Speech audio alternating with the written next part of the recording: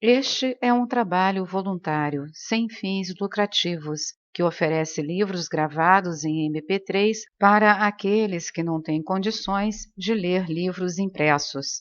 Para ouvir este e outros livros gratuitamente na íntegra, acesse nosso canal e leia as instruções na aba Sobre. Este livro foi gravado para o uso exclusivo da pessoa com deficiência visual, não podendo ser comercializado de acordo com a Lei nº 9.610, de 19 de fevereiro de 1998. As evidências de memórias reencarnatórias são obtidas principalmente com crianças que se lembram delas e que podem ser verificadas. Ian Stevenson, psiquiatra da Universidade de Virgínia, acumulou um banco de dados com aproximadamente 2.000 dessas memórias, supostamente reencarnatórias, que têm muitas características que podem ser constatadas. Em alguns casos, Stevenson chegou a acompanhar as crianças até as aldeias onde teriam vivido antes. As crianças nunca tinham visitado essas aldeias, mas pareciam familiarizadas com o cenário e conseguiram identificar as casas onde viveram. Às vezes, as crianças identificavam membros da família anterior. Em um caso, a criança se lembrou do local onde havia escondido dinheiro em sua vida passada e o dinheiro foi encontrado no lugar recordado.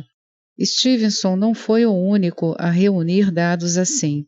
Há um caso, estudado no final do século XIX, do menino japonês chamado Katsugoro, que com 8 anos afirmou ser Toso, filho de um fazendeiro de outra aldeia, em uma vida que teria tido alguns anos antes. Ele disse ainda que seu pai morrera quando ele estava com 5 anos naquela vida e que ele mesmo morrera de varíola um ano depois. A criança deu muitos detalhes de seu nascimento anterior, como, por exemplo, a descrição de seus pais e da casa onde viveram. Quando Katsugoro foi levado à aldeia de sua vida anterior, conseguiu, sem a ajuda de ninguém, encontrar a casa em que teria vivido. No total, 16 itens de sua recordação de vida passada foram confirmados. Swarnalata Mishra, que nasceu em Shahpur, Índia, em 1948, é outro caso notável. Swarnalata começou a ter recordações de outras vidas aos 5 anos, quando, em uma viagem a uma cidade próxima, pediu subitamente ao motorista que seguisse por aquela rua que levava à minha casa. Por vários anos, ela relatou coisas e eventos de sua vida anterior, como uma menina chamada Bia Patak, descrevendo sua casa e o carro da família. Algo incomum para uma família indiana daquela época. Em dado momento, ela conheceu a esposa de um professor e a identificou como uma conhecida daquela vida passada, recordando um casamento ao qual teriam ido juntas. A esposa do professor confirmou o fato e muitas outras declarações feitas por Swarnalata sobre sua vida como Bia.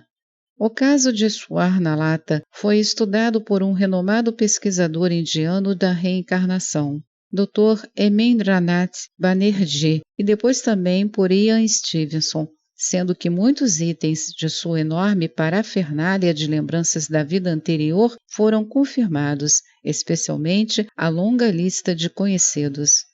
Outra história notável e comprovada de reencarnação é a de Nicola Wetter, estudada por 2 pesquisadores, Peter e Mary Harrison. Nicola se recordava de sua vida passada como um garoto chamado John Henry Benson, que vivera em uma cidadezinha de Yorkshire, Inglaterra, na segunda metade do século XIX, 100 anos antes de Nicola. Quando estava com 2 anos de idade, Nicola dizia coisas para seus pais, como por exemplo, "Por que agora eu sou menina?" e "Por que não sou um garoto como antes?" Não tardou para que a menina se lembrasse de muitas outras coisas sobre sua vida passada, expressando-as de maneira tão coerente e consistente que sua mãe se sentiu compelida a levá-la à cidade de sua vida passada. Lá, Nicola conduziu a mãe até a casa onde tinha vivido no século anterior. E, para seu grande espanto, a mãe encontrou o registro do nascimento de um menino chamado John Henry Benson no livro da igreja. Todos esses dados se encaixam, de modo geral, com o retrato teórico do capítulo anterior. O leitor pode encontrar mais detalhes nos livros e artigos mencionados, bem como em diversos livros recentes sobre o assunto. Até aqui, falei apenas de casos em que uma vida anterior foi lembrada, porque esses são os relatos que puderam ser mais corroborados. Há, no entanto, muitos episódios de recordação de diversas vidas, até de 9, como o caso de uma menina sul-africana. Logo, a ideia de uma janela não local que conecta encarnações passadas, presentes e futuras de uma mônada e que se abre em momentos especiais como o da morte, parece razoável. Se o modelo atual estiver correto, ou seja, se a memória reencarnatória se forma em uma idade precoce por meio de comunicação não local com o si mesmo agonizante da vida anterior, então há um meio de comprovar isto. Se os adultos podem ser induzidos em regressão até a infância, podem se lembrar melhor de experiências de vidas passadas. Com efeito, Banerjee reuniu alguns casos nos quais conseguiu obter muitos outros detalhes de seus sujeitos mediante a hipnose. O psiquiatra Stan Grof provocou lembranças de vidas passadas em muitos sujeitos sob efeito do LSD e de uma nova técnica, a respiração holotrópica, o que gerou muitos dados sobre lembranças reencarnatórias, confirmando basicamente o modelo do capítulo anterior. Eis o que Grof diz a respeito de seus casos de recordação de vidas passadas. Abre aspas. As recordações de outras vidas são extremamente realistas e autênticas e costumam mediar acesso a informações precisas sobre períodos históricos, culturas e até eventos históricos que o indivíduo não poderia ter adquirido por meio de canais comuns.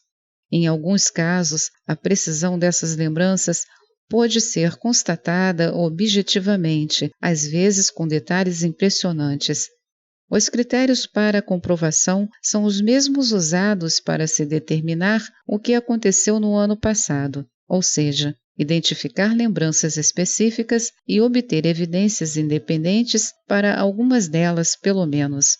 Observei e publiquei pessoalmente diversos casos notáveis, dos quais os aspectos mais incomuns puderam ser confirmados por uma pesquisa histórica independente. Grof, 1992. Fecha aspas. Cabe ao leitor estudar os casos específicos que Grof julgou satisfatórios. Para quem cresceu na Índia, não é incomum ouvir falar de uma criança que se recorda de experiências de vidas passadas. Pais e irmãos recebem isso com tranquilidade. O mesmo se aplica ao Tibete. É comum crianças pequenas, que são reencarnações, lembrarem-se de objetos e pessoas de suas vidas anteriores, diz o atual Dalai Lama. Algumas conseguem até recitar os textos sagrados, embora ainda não os tenham aprendido.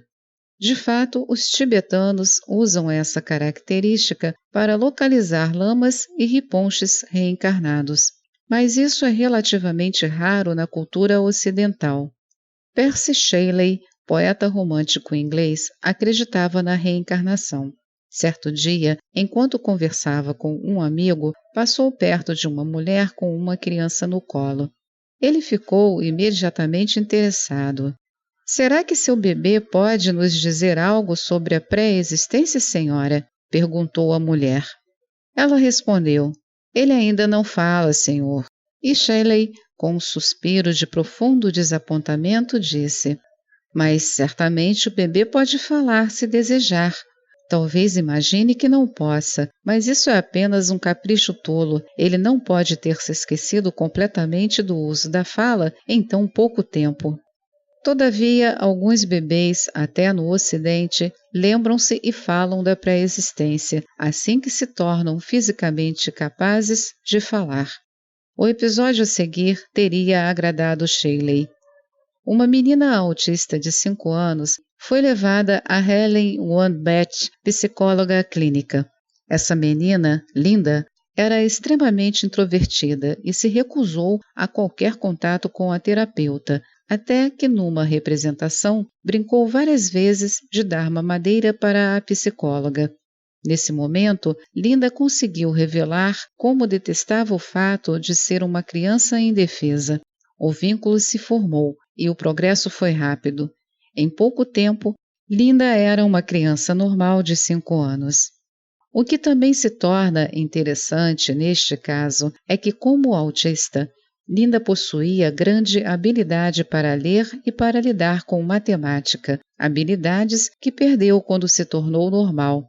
O Wambach disse que o comportamento autista de Linda deveu-se ao apego que ela manteve com a identidade adulta de uma vida anterior.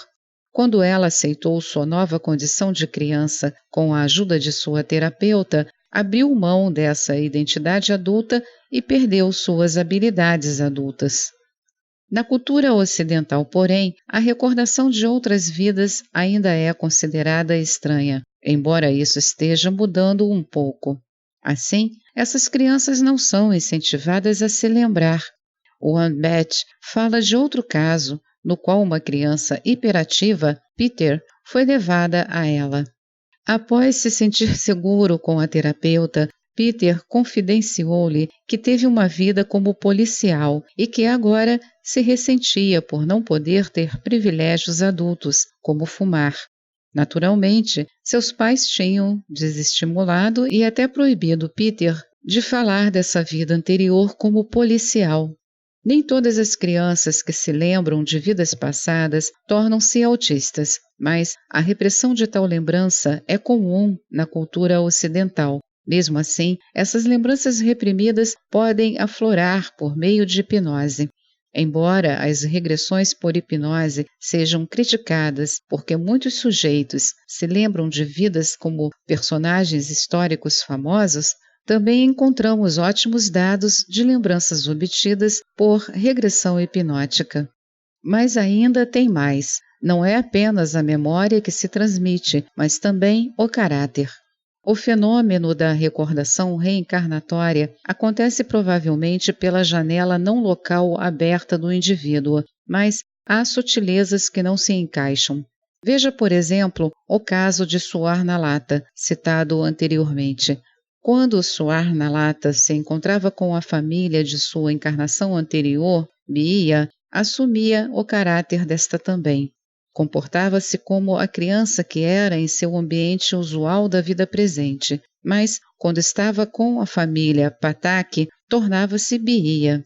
Comportava-se como uma irmã mais velha com pessoas que eram bem mais idosas do que ela. A paciente de Helen Wambach, a criança autista Linda, manteve as habilidades, leitura e matemática de sua vida anterior. Mas o que traz o condicionamento da vida passada para esta vida? O modelo que temos neste momento não tem resposta. Ainda há outros dados que também não se ajustam. Stevenson observou fenômenos correlacionados com lembranças reencarnatórias, mas talentos especiais não são o resultado de lembranças de conteúdos que o modelo do capítulo anterior pode apoiar.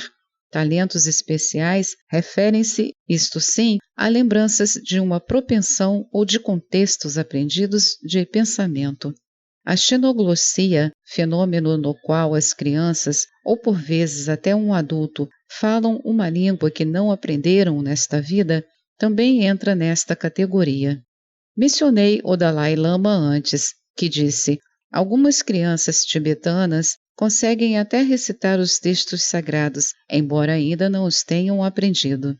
Mas essa capacidade de recitar as escrituras pode ser explicada como a própria recordação de outras vidas. Além disso, quando os tibetanos procuram as reencarnações de seus riponches e lamas, dependem mais de tais qualidades transmigradas como a capacidade de ler as escrituras, do que da recordação de uma vida passada. Os pesquisadores da reencarnação perceberam que pessoas com lembranças de vidas anteriores costumam demonstrar características que não podem ser explicadas por condicionamento genético ou ambiental. Diz a psicóloga Satyawant Parisha sobre os dados de sua pesquisa, abre aspas, o presente estudo revelou nos sujeitos certas características físicas e psicológicas que eram incomuns para suas famílias, mas que correspondiam muito bem às das personalidades anteriores, exceto em 5 casos entre 60, nos quais os sujeitos eram biologicamente ligados às personalidades anteriores alegadas. A hipótese de transmissão genética não pode explicar adequadamente um comportamento tão incomum por parte dos sujeitos. Se a teoria genética fracassou na tentativa de explicar a herança de aspectos físicos e psicológicos, a hipótese da reencarnação pode oferecer uma explicação para isso. Fecha aspas. Como Mozart, por exemplo, podia tocar piano tão bem com 5 anos de idade, ou Ramanujan conseguiu tornar-se genial na soma de séries matemáticas infinitas, sem qualquer educação matemática excepcional em seu histórico, a resposta mais comum, condicionamento genético ou ambiental, parece extremamente inadequada nesses casos. Os genes são instruções para a formação de proteínas, nada mais. Não existem genes com talentos especiais que algumas pessoas possam herdar, e a presença de condicionamento ambiental pode ser buscada em qualquer caso de criança prodígio.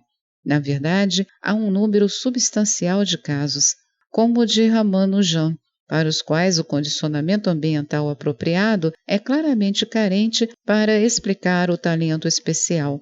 Há casos em que o talento se deve a condicionamento em outras vidas, não resta dúvida, mas nossa teoria precisa de outras novas ideias antes de poder explicar tais casos de predisposição de uma vida passada. Esta é mais uma edição do canal Livros Falados Voz Humana. Que o bem, o bom e o belo se multipliquem em benefício das criaturas.